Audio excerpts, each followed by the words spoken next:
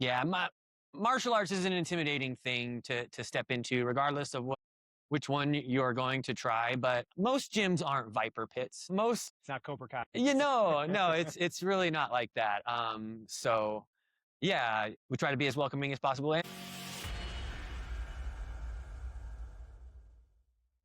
Welcome into another episode of the Brotherhood Beyond Business podcast. Today, we're going to be talking to Michael of North Star Brazilian Jiu-Jitsu, and we're going to go through his business, talk about why he's in Prescott Valley, and just get to know more about Michael. So, Michael, just go ahead and give me just a short introduction to what North Star is, and then also a little bit about yourself. North Star is the first jiu-jitsu academy here in Prescott Valley. We definitely realized, I definitely realized after moving to the area 6 or 7 years ago that there was a lot of opportunity here. There was multiple academies in Prescott, one in Chino, but in terms of like the bigger metro areas, Prescott Valley didn't have one, and a lot of people were commuting, from Dewey or from out here 30, 40 minutes to train. And that's just not ideal for people with families and busy schedules and whatnot. Yeah, that's kind of what inspired us to do North Star. I'm sorry, I missed. What was your other question? Based on North Star, what is North Star? Like, what was the purpose of the name of North Star? Is that That's came a up with, or? that's a great question. So I can't take credit for it personally. A close friend of mine came up with the name, and if I'm being honest, I wasn't crazy about it at first, but then I started asking people like, "What do you think of this?" And it really resonated with people close to me. And then I started thinking about it, and I'm like, "Well, yeah, um, that actually does make a lot of sense." And now like I love the name. My business partner Dylan and I both view this project as like both our North Star, and we hope that's the case for the students. Jiu-jitsu like is something that has a tremendous impact on a lot of people, and I get all the time people telling me like I'm going through this and I'm going through that, and like I really needed this today. Grappling someone trying to choke me, strangely enough, is very therapeutic to lots of people, and myself included. It brought so many good things to my life. Yeah. So in business, we have what we call like a North Star metric, right? So it's the one. What's the one thing to move the business forward would be your North Star metric? And so like for that, and when I kind of think this for BJJ for people, it's probably like this is the one thing that like creates serenity in my life. Like when I get my session in, like I told you that we own a gym out in Illinois, Mhm. and we have a lot of clients tell us like, man, when the day is bad, I know I have my GCP workout coming up at the end of the day, and I'm going to be, no matter what just happened, I disappear for 45 minutes and Mhm. forget about everything before I go home to my family. And so that's an awesome thing. Like it can be like a true North Star in people's lives to get them separated from all the other chaos. In I grew up in athletics, I own a gym as well. And the thing I always think about is like there's very few things in my life that can get my brain to just truly just disappear and shut off from all the outside noise. And when you're sweating hard, you're grappling with people. For me, I played football, hitting people, like those kind of things. My wife, she did Krav Maga for years when we were in Illinois. Mhm. And so like we always talk about those are the things, like those are the true moments when we escape because we can't think about anything else than in many ways survival. Yeah. Trying to like die on the fitness thing, right? When you're grappling with somebody, I'm just trying to make sure that I don't hurt them or injure them or get in bad positions. I think to like the normal person that might sound terrible. Like I'm making my problems go away by like facing these other problems. But in reality, it it is very therapeutic. There's a popular meme that goes around the jiu-jitsu circles where there's like loud noises in the background as the person stepping onto the mat, and then when they step on, like everything's silent. It's like that. Have you ever done any other martial arts? Very little. We used to, dabble in like MMA back in the day. I would say probably 14, 15 years ago. About every Friday night, we would do kickboxing and then mix the kickboxing stuff with the grappling stuff. But I do not like getting punched in the head. It's not my thing. I didn't necessarily try jujitsu because I was interested in self defense or martial arts personally. It was more of a fitness endeavor for me. Yeah. Yeah, that's so I've never done martial arts myself. Always been interested, never done it. My wife did Krav Maga for years, which is in many ways not really a martial arts. It's really just a defense kind of tool because she was doing inner city teaching in Chicago. So her dad was like, "You've got to how to protect yourself, right?" Makes sense. And so, but when she talks about what that kind of thing, with it being like the protective mechanism that you do, but like the escapism that comes from it, she said it's very enjoyable to be able to like go into an escapism that like I also can utilize outside of this. Like Mhm, people use escapism as phones and other things like that. I can go into my phone and disappear for a while. mhm, But disappearing into something that is physically tough mhm. is like it's a superpower because it resonates into all other aspects of your life. If you can do something hard like that, it makes so many other things that you do in life a lot easier. And it's an escapism in the sense that the world disappears, but it's actually like personal development in that same.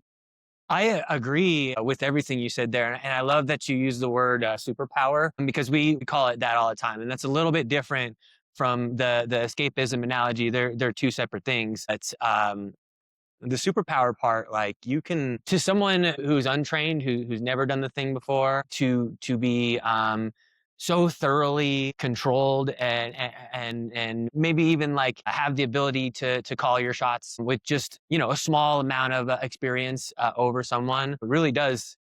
It really does feel like that. It's not magic. It's a real skill. It's an escape that makes you a better version of yourself. But once you acquire a little bit of skill and use it on someone who doesn't have it yet, you realize like it's uh, it's a superpower. It's almost magic.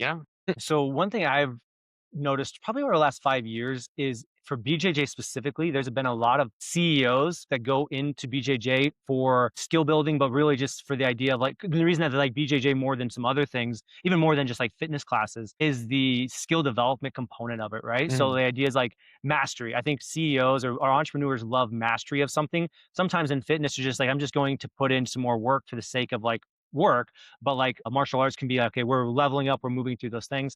What have you noticed for yourself, like the skill development over time? That how does that drive you to keep learning more? Well, part of it is that superpower aspect that I was talking to you about. I'm not just gonna acquire the superpower and not wield it. It's frankly like being a smaller, older guy, having the ability to hold someone twice my size down and control them is like pretty satisfying, and it's not something I want to lose. In terms of mastery, you can never fully master it, but the pursuit of that, I think, is what keeps me going too. Not just like it feels good to control people. I know that there's a black hole of grappling techniques that I can learn, but I'm still excited to learn new techniques. I'm a fan of the sport, our athletes at the highest level, and the innovations that they're bringing to the game. It's still a very new in terms of sport and popularity. So it's still very much developing. I mean, grappling's thousands of years old, and there's nothing like brand new, but things go in and out of style, and I'm right there trying to try everything. You know what I mean? Awesome. So I grew up in Iowa, and in Iowa, the big one of the big things besides football is wrestling. And so I wrestled when I was in high school and middle school and stuff. And so it's one of those skill sets, though. This is something that like being able to control another, especially male, like you're saying, in that in those you're obviously dictated the same weight as somebody, Mhm. but to be like going, I wrestled at 189, so 189 versus 189. No, I'm the stronger of the 189 people. Or maybe it's not truly the stronger, but I've mastered the skill technique Yeah. better than you. Is a very empowering thing to be like, man, like this is really really cool to be able to like. Because I mean, if you just think of your hang out with your buddies, like you always want to get in a wrestling match or fighting in a good way with them, because that's just like male on male dominance kind of Mhm. idea. So it is cool, a cool skill set overall. We have a version of what you're talking about with like the competitions. I always tell my students when they level up to the next belt that you never really feel like comfortable or confident in that new belt until you beat a man in a competition wearing that belt. Because in the training room, everyone's different ages, everyone's different weights, and everyone knows what you're good at, what you're not good at. But out there on the competition, in front of the lights or under the lights, in front of the family and the coaches, the stakes are a little bit higher, and that definitely, you feel a lot more confident once that box is checked, strapping that thing on every time, moving forward. So for your business, you guys, what age groups do y'all work with? 5 and 5 and up, all the mhm. way up till Yeah, we have someone in our program right now who is over 60. So yeah, anywhere between 5 and as pretty much whenever they feel like, as old as you yeah, feel like doing it. I feeling had a I had a buddy down in Phoenix who started at uh 55, 56, and that was Um, 16 years ago, he's still doing it, black belt now.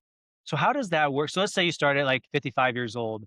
How does that work with integrating with other belts? Does it's not based on age group, or how does that work I love this question. The belt system can be something that's that can muddy the waters quite a bit. Just because you're taking the blue belt doesn't mean that you're better than every white belt in the room. And in terms of someone who is a little bit older, the truth is that their ceiling is a lot lower. These kids who are starting at 5 years old, they can be world champions by the time they're 18, 20 years old.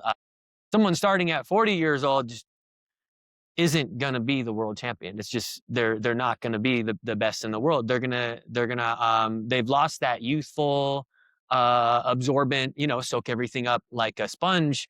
They can still improve. They can still build a strong game. But long story short, that's kind of something I have to consider. Like where is the ceiling for this person based on their age and their weight or whatever things might be making improvement more challenging.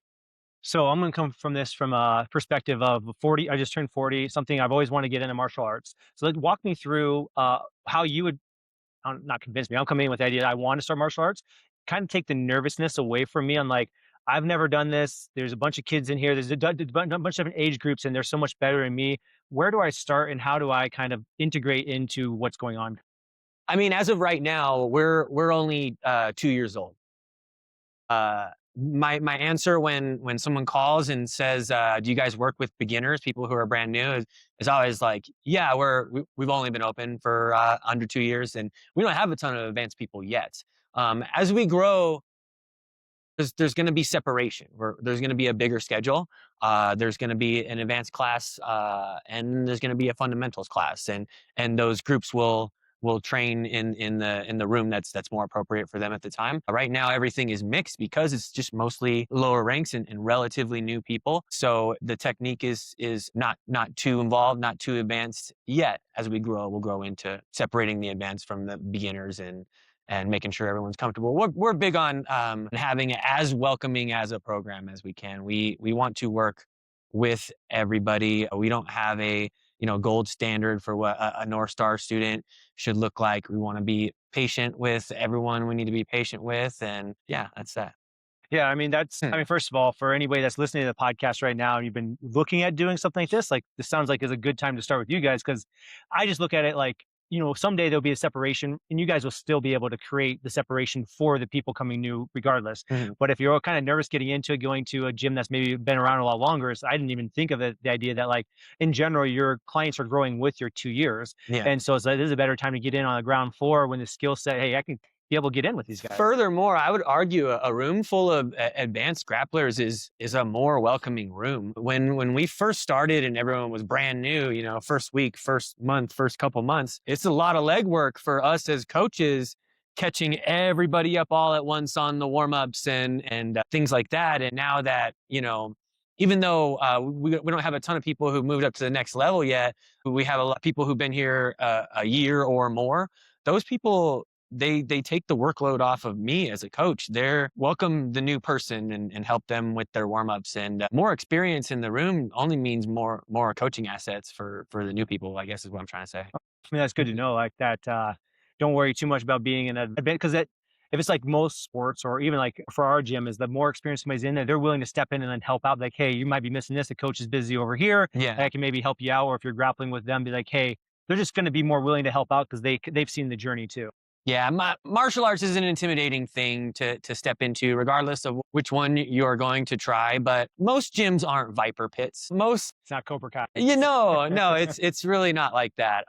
So yeah, we try to be as welcoming as possible, and most of the other programs I've been involved with or visited are the same. Okay. It's a very warm and welcoming community. And so you guys have been open here 2 years. Have you and your business partner been business partners the whole time? Yeah, Dylan is a brown belt in jiu-jitsu. He's got a good amount. Well, I've got a good amount of experience on him. A lot of what we built is based on like my credentials and whatnot. But this man is like my right hand man. We could not have done this without him. My skills are his weaknesses, and vice versa. He's the construction guy. I'm the working the books guy, and then I could go on and on. He acclimated to teaching jujitsu so fast, and now kind of doesn't even need my help. And he's the head of our kids program. He makes all the final calls when it comes to those classes and those kids, and he ties the belt on them and all that. I could go on about Dylan. I wish he was here, but yeah, the best people. Yeah, that's so in over the years, I always go back to YouTube gurus because I think they're all, none of them actually ran a business, in my opinion, when you listen to them. But one thing is a lot of them like don't get a business partner. And I personally have had business partners in every single business I've ever owned. Mhm. I right now I have 4 different businesses that I run, and I have a different business partner in each one. Yeah. And it's one of the coolest things in the world for me personally because being an entrepreneur is very lonely in general, right? Because you don't have a lot of people to talk to about this. And if you don't have a business partner, you have to go out to literally to war alone on yourself when things, it all falls back on you. But having somebody like that, that you can, they can do other things that you might not be able to do, but also it's just like be able to collaborate on stuff and be like, man, I know that like when shit hits the fan, I'm gonna have somebody go with it with me and keep building this business. So I love having business partners. That's honestly really nice to hear because, in the business planning stages of all of this, I had so many people tell me, don't do it. Don't do it. Like, you need to do it yourself. Business partnerships don't work out. It's a bad idea.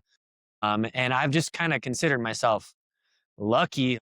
I guess I just picked the right person to help me with this thing.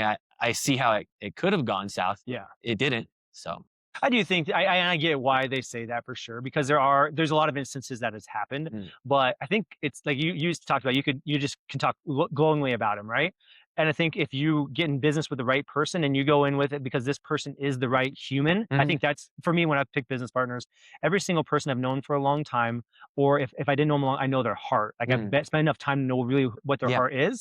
So and what that allows me to do is like I know when stuff happens like let's say, well, COVID's a perfect example for us. Our businesses went through COVID, and so when we went through COVID, we had a lot of obstacles that were coming at us. And all my business partners stood up and like we can take this together, right? Mhm. Versus I feel like a bad business partner might bail in that situation. I want to sell right now, sell out of this kind of stuff. But it is, I mean, there a lot of advice would be exactly as you had been told. And I've always leaned on the opposite side, being like, I've been through the trenches for a lot of years now. I've been in business for 12 years. My owns a huge manufacturing corporation. His business partner is my mom, Mhm. and they've gone through hell to build that business over the years. I've always just seen like a partnership has been so valuable because it gets hard. Uh, that like if you can find the right person, business is going to be more sustainable for a 30 to 40-year journey than like a 10 years by yourself, maybe 30 years by yourself. That's a hard. Yeah. I think you're exactly right too. Like, the important thing is like, looking into this person's heart. Are they a good spirited, kind human being, ready to, do what it takes? Or, are they in it for themselves? And like, because you're gonna be in the trenches with this person. You're gonna make hard decisions with this person. So yeah, love all that. Yeah. And I think sometimes people think about they're in it for the money. And one thing I have to say about entrepreneurship, in my personal opinion, is you should never be in entrepreneurship for the money because realistically, unless you have like a software company or something of that nature, the money in the end, over years, it will grow. Mhm. But the first many years are really, really tough, and the money take home is very, very small Mhm. comparable to what people think you're Yeah. taking home. And it's like one of those things is like whenever somebody's like this guy became my business partner for the money, it's like, well, you shouldn't have gone into small business. That was a wrong idea to go in for the money. Yeah. Yeah. It's a long journey, and you're 2 years into the initial stages of it. And the cool part is, like, in my opinion, once it hits like that 5 year thing, it's when it really like solidifies that like the finances really start to grow. You really start to figure out like your sweet spot on The where your foundation is marketing. Yeah, solid. yeah. Yeah. You got to be in general for clients. There's a trust level. The longer you're in business, the more they naturally trust you. Not people that are currently working, but outside leads coming in the door, being like, Right. this business is 2 years old versus 5 years old. Like our gym is 12 years old, and it's like there's very few gyms in our area that are 12 years old. Most of them are 2 years old because they don't make it past that 5 year thing. But like Mm. you're getting closer to that period and that confidence of when that hit for us, that's when like financially things really started changing, being like, oh, like I can actually tell my wife that we actually made money that like the CPA won't be like, well, we got to write that off as loss. So it becomes more enjoyable at that point in time. So, Yeah. but it's awesome that you have a good business partner along.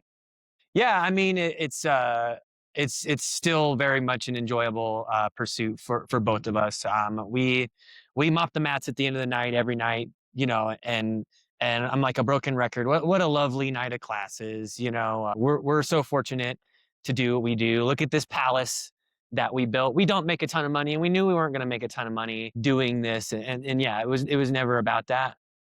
It was about doing something that makes me happy, doing something that feels good, and pretty much it.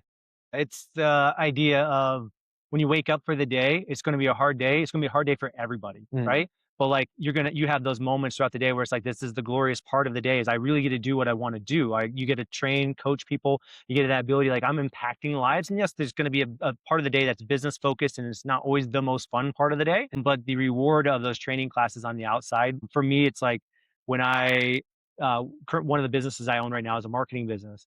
And if I'm being honest, that marketing business, there's not a lot of parts of the day where I'm like, gosh, this was really, really fun. It was business, right? Whereas when our gym, I would get done coaching athletes in the evening or something like that. And I'm like, holy smokes, that was the best 45 minutes. Like Yeah. that 45 minutes was awesome. Like the kids felt great. And that's a reward I don't think people on the outside see from the coaching perspective. Mm. Is that side where the reward of you. I think when people first come in I'm using my own personal opinion in this, is when they come into our settings, gyms and martial arts kind of thing, they come in and see I'm trading off this much money for this training. Until they start to get in an environment with you long enough and see the heart that you're pouring into that person, those people start to realize after a while, like, I mean, this person, I guarantee they would train me for free. That's how much they love this. And I'm willing to keep spending my money with them longer because I know they would literally do this for free for me because they enjoy this so much. And there's very few jobs you're going to go into. Yeah, I mean, furthermore, as the consumer, thinking back to when I first started, I got a lot more than just a transaction between, money and learning moves. I met all of my favorite people, all my best friends, all of the people I consider role models. It had that big of an impact on my life, and I'm not the only one. So this is not only a business that makes me happy, but it's something that is like just a net positive for the community. We're not selling milkshakes or alcohol or vapes or anything that's gonna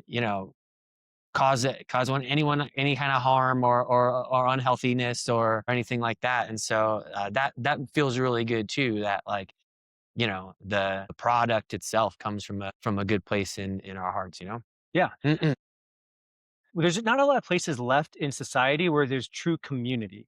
And that's what gyms have the ability to do is like, I mean, you can go to Planet Fitness and there's a lot of people in the same place, but that's not community. There's a lot of people in the same place. In gyms or martial arts studios that are like this, like you're actually interacting with other people and having real conversations before, after class, during class. Those are real communities. There's just not a lot left. And when my dad talks about in the 70s, they had a lot of things that groups that they could go to and go do things together with other men or other women, like golf. I mean, there's still golf, but like they had social things built around, and we don't have that near the same. So it's awesome that we do have these kind of things. Yeah, I guess that's what I was trying to say in fewer words. Growing up in the big city, which can be a meat grinder, I never really felt that sense of community until I was on the mats with the same people for months and months and years and years. It's an amazing thing that until you try it, do people really realize that? I don't think people probably come in from the outdoor usually thinking they're getting a community when they're investing in this. They're investing in like themselves, Right. but they're investing in other people that are reinvesting in themselves too. And I think it's just a miscomponent that a lot of people take for granted without realizing how valuable it can be. I mean, post COVID, it's very good for mental health to be interacting with other people. I mean, it's always been good, but like post COVID is a big thing because people sheltered themselves in certain Yeah. ways. Not nearly here. Obviously, I was in Chicago during that time. Way different shelter variation than you guys had here. Yeah. But it still did change a lot of people's mentalities. Yeah, and I mean Phoenix wasn't far. There was very much the Chicago thing going on down there as well. And yeah, a lot of people had to confront a lot of. I mean, even up here, a lot of the gyms stayed open and whatnot, but there was still a lot of the community that took the lockdown stuff seriously. And I still spent a lot of time, at home, Mhm. isolated, even with looser restrictions.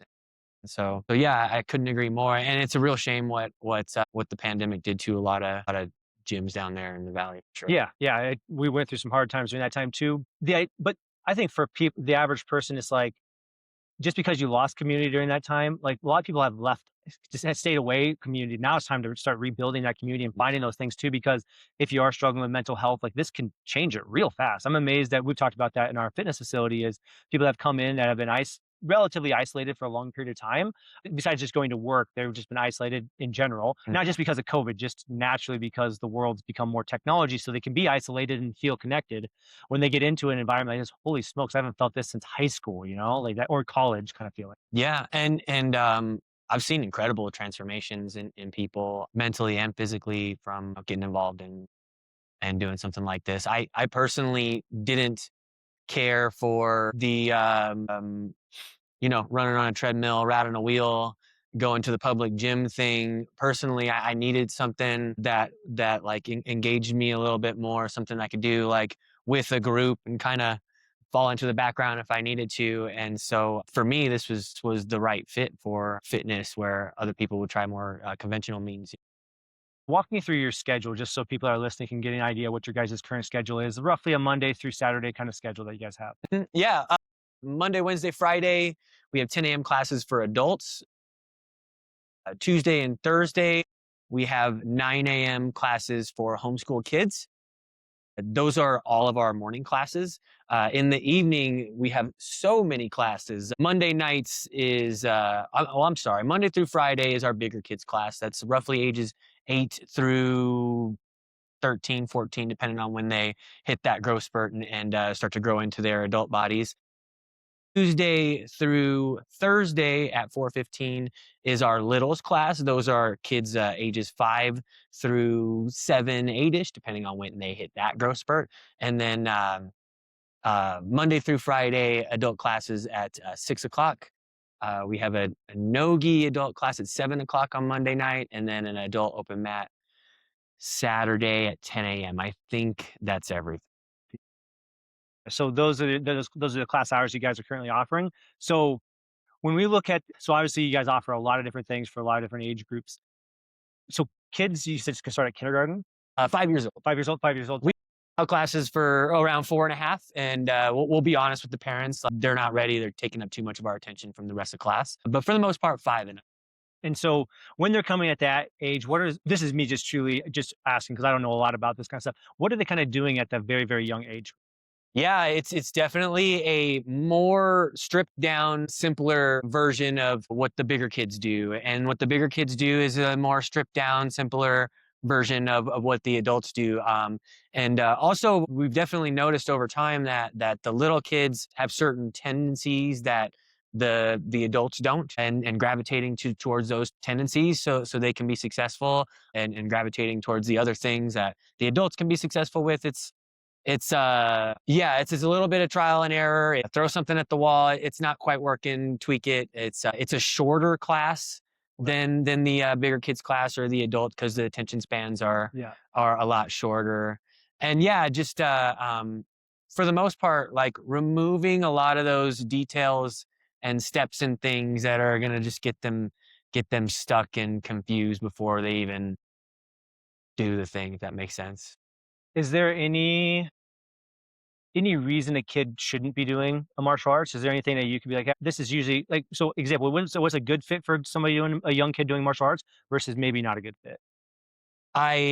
Man, I hate to give anyone a reason not to try jujitsu. I think that well, our program in particular, we want to work with everybody that we can, and some kids come in and they're scared to even step on the mat. It's tears, right when they walk through the door, and it takes a week of doing that before they have the confidence to step on the mat. And we want to work with those kids. We want to build their confidence up. We want them, next time they do something like that, to not be afraid when they walk through the door. So no, I don't view anything as like that's too much of a challenge for us to work with this person. Nothing really comes off the top of my head why someone shouldn't give it a try. I think that you maybe need to be a little crazy to do it, for as long as I have, as much as I have, but that's besides the point.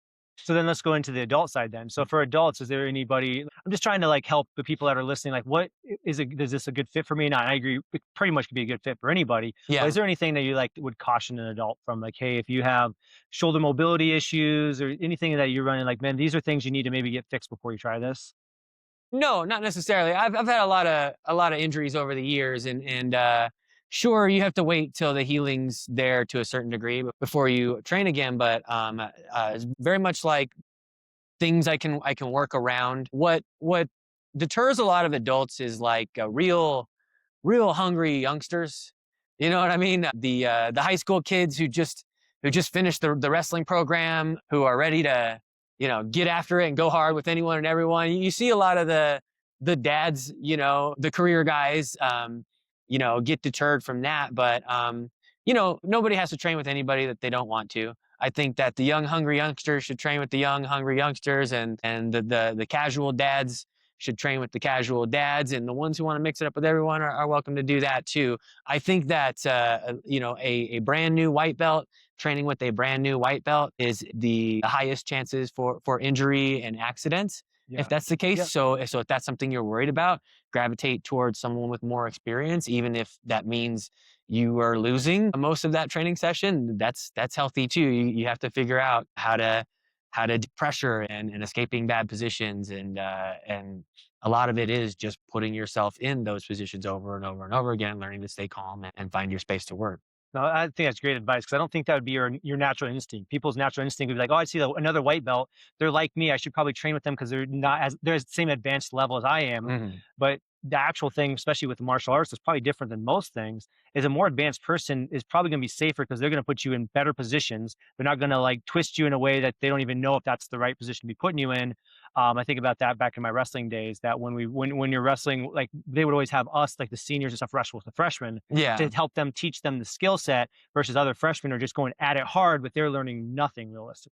Yeah, there's a character in jiu-jitsu and in any jiu-jitsu room that you have to watch out for. We call him the spazzy white belt. It's not necessarily someone who's going to rip a submission with bad intent, but they're going to explode, and you might get caught with an elbow or a knee cuz they're just freaking out cuz they don't understand that a lot of it is staying calm and being sneaky and setting traps, and so just the brute force comes out, and it's that brute force that's gonna injure people a lot of times.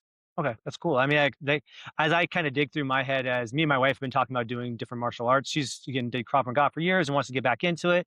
Me, I've mainly done fitness for many years since football, and I'm always like, I want to become more of a protector. And I think men should be this should be a category. We talk to male entrepreneurs a lot. It's like I think being a protector of your wife means more. It used to mean a physical protector, Mm, and then for years it became just a financial.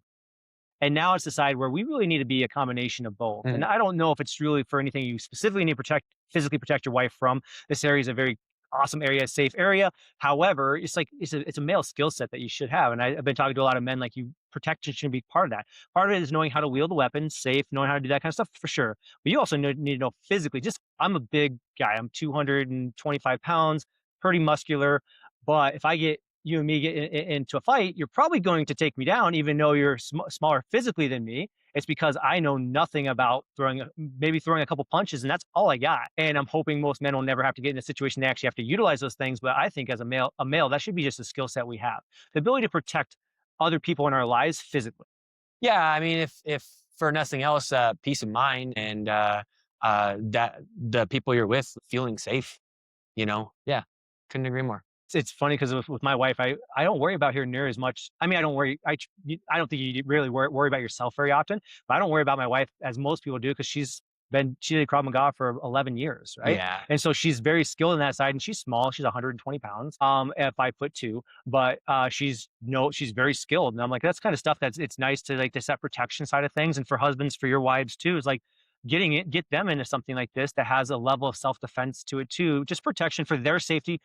One-on-one body strength is really important too. Yeah, I mean, hopefully, none of us ever get into a violent, self-defense situation. But like I said earlier, peace of mind. I know that if someone were to grab me, that I wouldn't even have to think about it. My body would react properly because it just knows how to react to Yeah. someone grabbing me. People grab me like all the time. So my brain wouldn't go to like I need to do self-defense move A because he took grip A. No, I would just move. And I feel safer because of that, and hopefully the people around me do too. Yeah, that's that repetition side that comes from being in something consistent. Taking a weekend self-defense class once, you might have learned some things, but there's no way you've practiced and put that skill in often enough to actually be able to utilize it in that moment that it comes. Correct. But in these situations, when you're in here consistently practicing it all the time, like you said, it becomes second nature. You probably don't even think, you wouldn't think twice. It's like when somebody grabs you and somebody's not supposed to be grabbing you, you're going to go in those natural instincts. I always tell this story of my friend who tried to grab something out of my hand years ago, and it didn't even occur to me like what was happening when he did it. I just arm dragged him and got behind him and was like, whoa, like that just happened. My body reacted. My mind didn't need to. No, I think about that as wanting to be a protector of my wife, as that's something like I sit in those situations. I mean, I think one entrepreneurial skill is we overthink a lot of things, and it's a good thing because you're looking for all the risks, right? Mm. You're trying to find those risk assessments Or opportunities. and opportunities, right? And Mm. so I'm looking for with my wife as a protector. I'm always looking at these things like if we got in this situation, like she would be able to protect herself better than I could protect her. Like physically, maybe if we just got in a one-on-one brawl, I would be fine. For the most part, I've been wrestled since I was 18 years old. I'm 40 years old. I don't know how much muscle memory I'm going to have left from those kind of things. You'd be surprised. Maybe more than the average male would, Yeah. but still like not enough that I feel super confident about. But it is those kind of things I think men should, this should be a skill set that we learn. One of the things I'm trying to do is trying to help men become the best version of themselves, like Mm. reach their full potential. And that is more than just, I think for the last maybe probably 15 years, that's really been just a financial thing people have thought about. Like, Mm. how do I become the most financially successful male I can be? Because our society's gone to very white collar thought, right?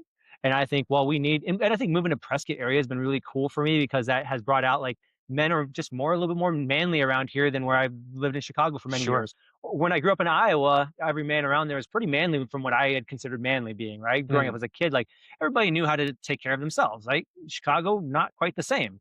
We also lived in the suburbs, which is even like a little bit more that way. So when moving out here, I was like, hey man, it's kind of cool that guys know how to protect themselves here.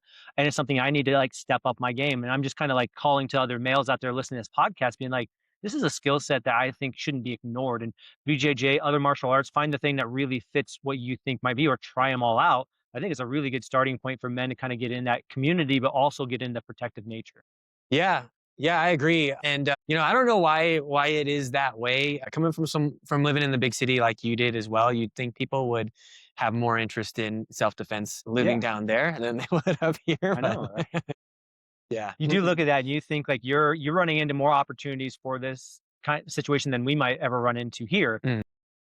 I don't know. Maybe it's just the big city living. You just kind of get like really used to things and you just get comfortable and life's busy. You don't even think about stuff. It's different. Yeah, It's definitely it really different. is. So we've kind of gone through different parts of the business. I really like that you guys cover from kids all the way up to adults. And then you told me why you're in the Prescott Valley area because this is really the area that had the biggest need for BJJ out of Yeah. the surrounding area. Yeah. What do you guys do for what would be your entry offer to people if somebody's like, hey, like I want to come try that out? Do you guys do any free sessions? What's kind of your Yeah, we offer a free trial class. Sometimes we're out in the community giving out coupons for multiple free trial class, but the standard is just one. And we don't require that anyone schedule that online or call us in advance or anything like that. They just need to do the waiver, bring the sandals and water. We normally have like a loaner uniform they can wear if it's not a Wednesday. Wednesday's all like what I'm wearing, no okay? gi class. And yeah, typically, you know, in one class whether or not this is something you want to keep doing or not. I know I certainly did. I went home ecstatic and knew it was not something I was going to quit anytime soon. So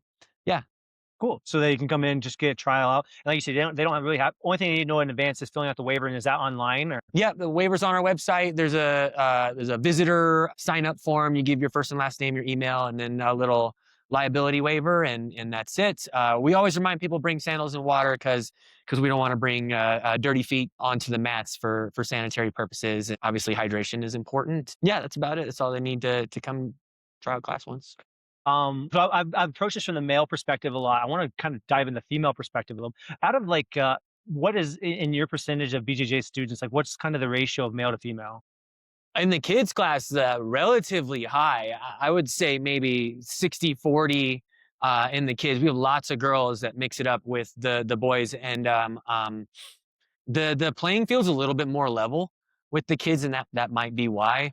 Uh, in the adults, it's a lot less than that. I would say maybe 15% of the adults are girls, and that's the slowest like growing demographic in any gym. I'm highly impressed with any club that has like a large women's program because it's just tougher. It's just tougher for a woman to come in and most of the training partners are big sweaty guys and it's intimidating and all that.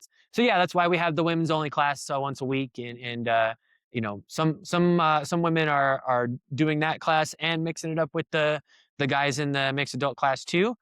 But yeah. that women's only class is a nice thing for like a confidence builder, right? To be like, come in, this is kind of what it's about.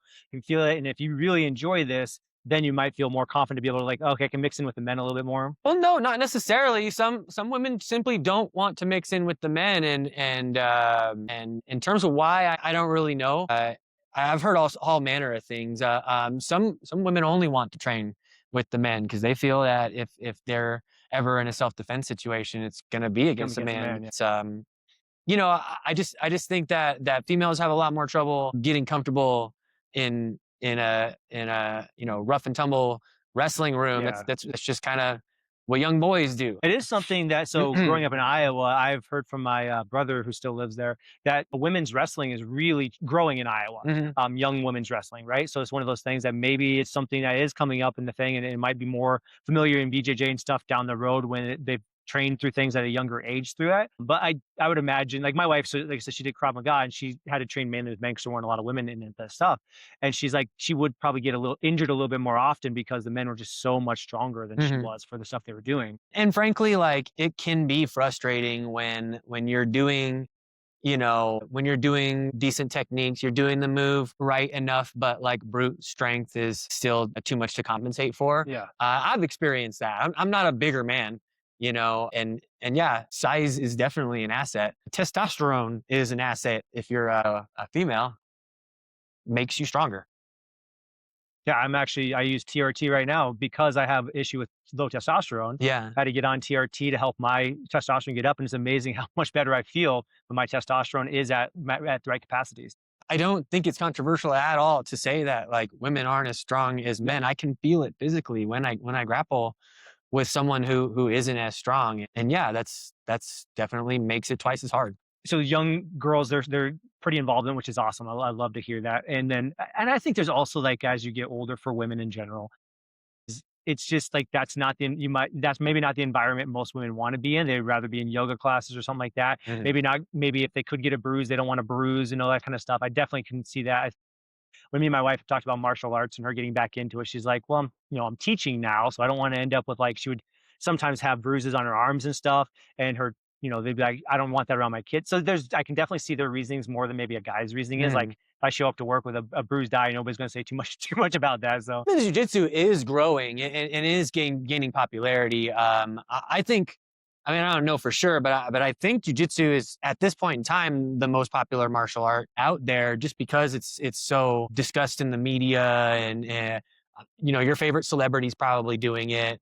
Um, and what I see more often than not is gyms like growing into women's programs. We tried having a women's class right off the bat, and we just didn't have enough people yeah. total to build a women's class at that point in time. And so I thought, like, why don't we wait until we have 100 members and then try it again? And sure enough, like it was a better time, but still, it's just going to be the slowest growing class, and always a challenge to make them feel comfortable wrestling with each other.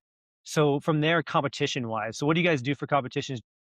Do you guys have competitions here in Prescott? Or do you guys usually go down to the valley, or what do you guys do for?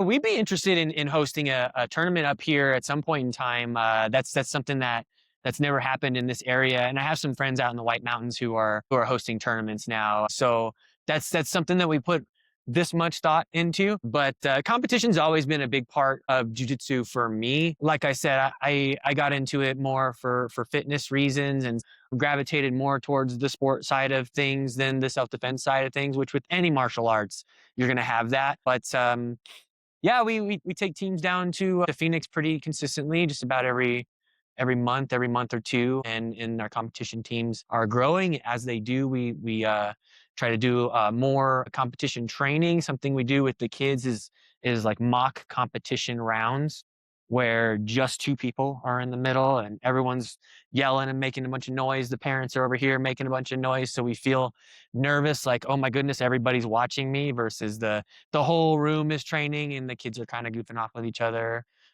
in those rounds a little more. So yeah, get them more prepared for the environment and stuff. That's Yeah, awesome. it can be very overwhelming stepping out and competing against someone in front of all I, your friends and family. I remember my first wrestling tournament versus playing football. Football, you can't hear the crowd. It's just like you're on a field, all of these other guys with you. And the first time you're on a wrestling mat and you're the only person against somebody else and everybody's staring at you and everything around you gets fuzzy, Hmm. because you're so nervous. Yeah. It's definitely one of those things that you just, until you're in that environment, do you really feel how like that heart rate really jacks up. And then afterwards, you feel like you got hit by a Mack truck Yeah. and you have this massive adrenaline dump. And yeah, yeah, it's a lot. So for a competition, like I'm going back in my wrestling brain here. Is it a long day when you guys go down there? Is it like, Yeah, it's a long day. Depending on the tournament, this next one is next month, and that tournament in particular, we're gonna be there at 8 a.m. before the kids start to get them ready to weigh in and all that, and we're gonna be leaving there probably 8 p.m. And sometimes we compete, and that's just 12 hours of coaching plus competing. It's yeah, you're feeling it for a week after. yeah, I bet that was what I always remember about wrestling tournaments was my parents didn't even go to them. There was just so long a days. Like we got too many things to get done. These Yeah. are long, long days. I could And imagine. for our competitors, the family can show up an hour before they have their matches and leave right after the podium.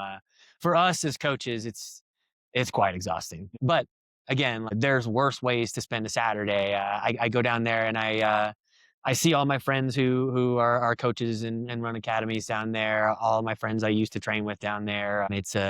I go see a bunch of people I like and socialize. It's not all work. I watch my students put it on the line, which is also fun and satisfying in its own way. Very strong bonding moment to be able to Yeah, be in those things. absolutely. Do you compete at all anymore yourself?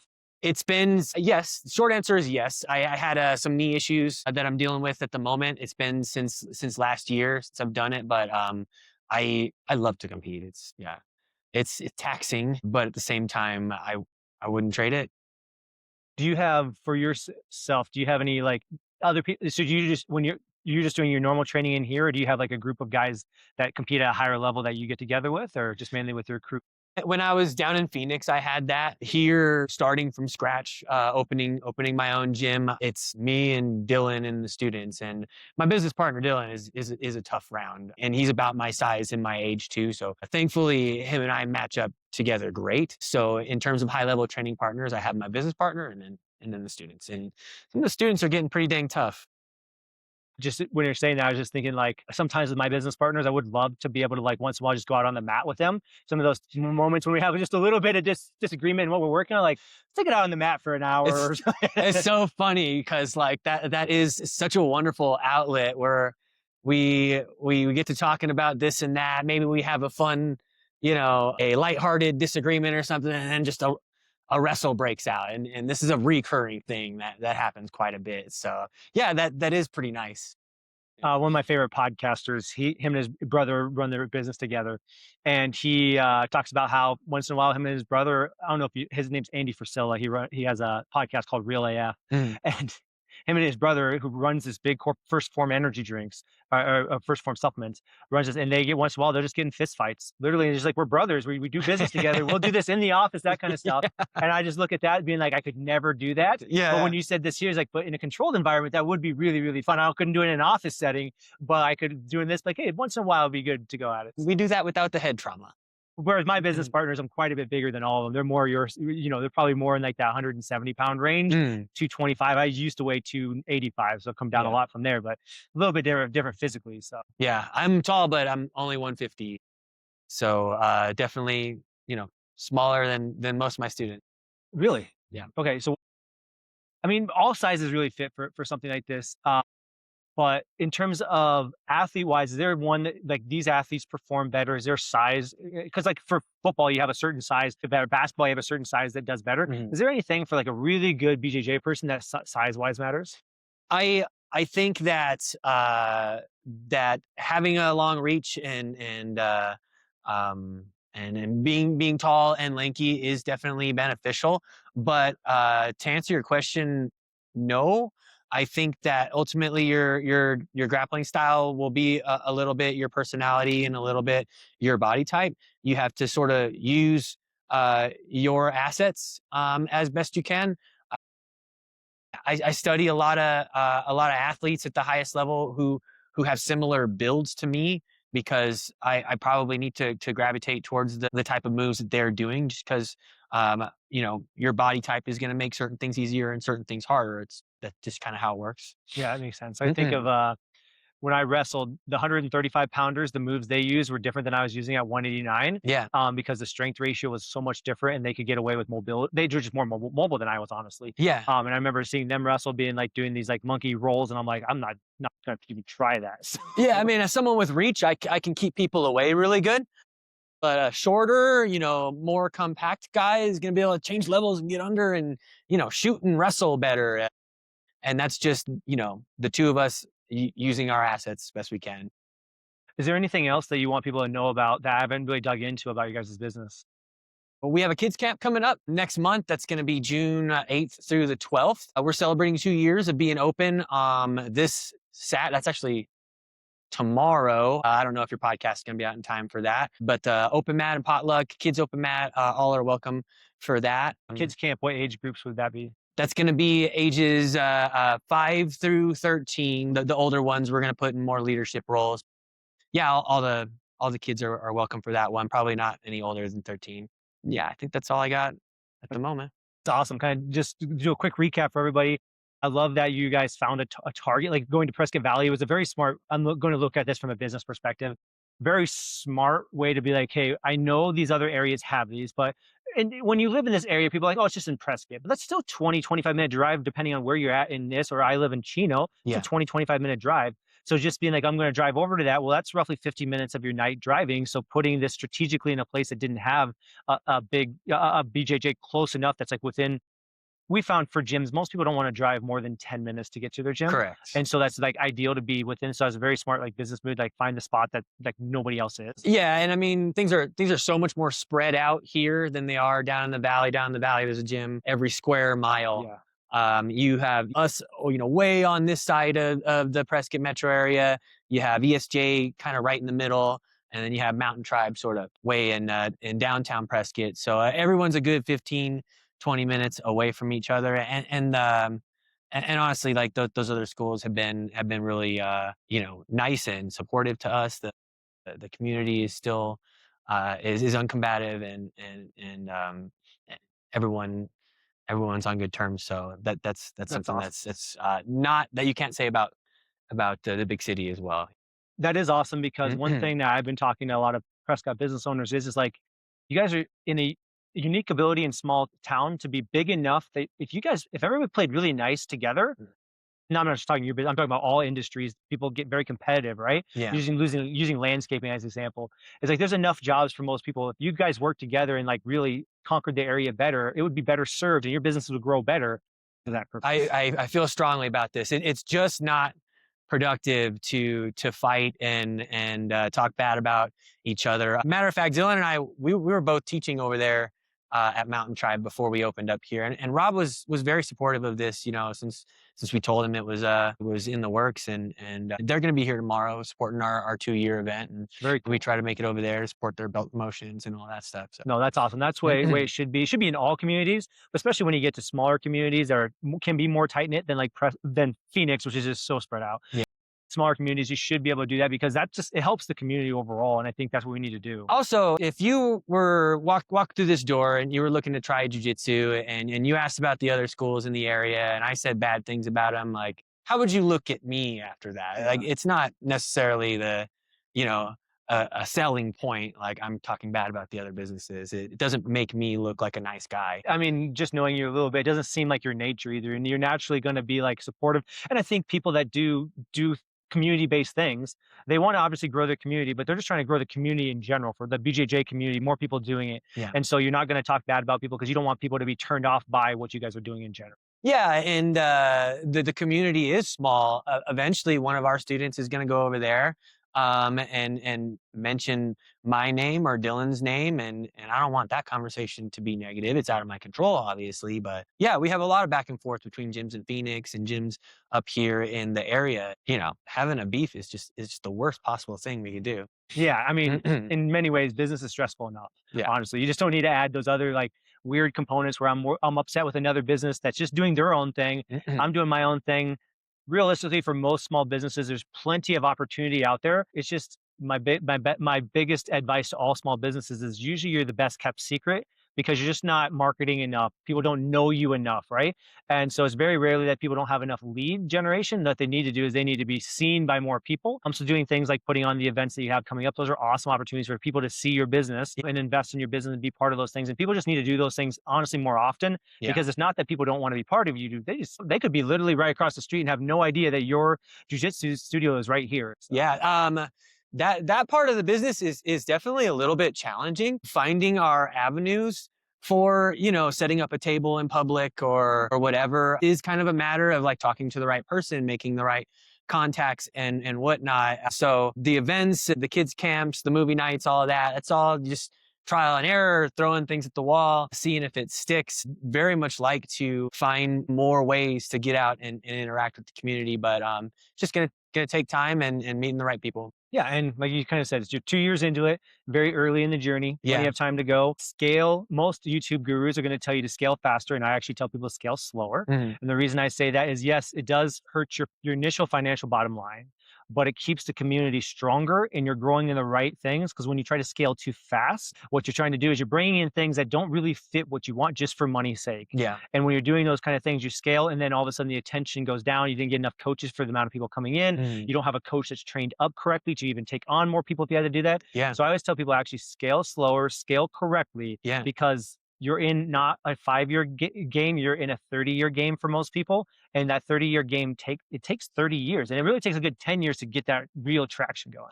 That and the growth has been very much that way. 2 steps forward, 1 step back, slow and steady as she goes. And I remember starting out, there were a couple weeks, a couple months where we just got hammered with a whole bunch of new people, and it was like, I mean, whoa, this is a lot all at once. So slow and gradual is definitely, it gives us a little bit more control to get things right.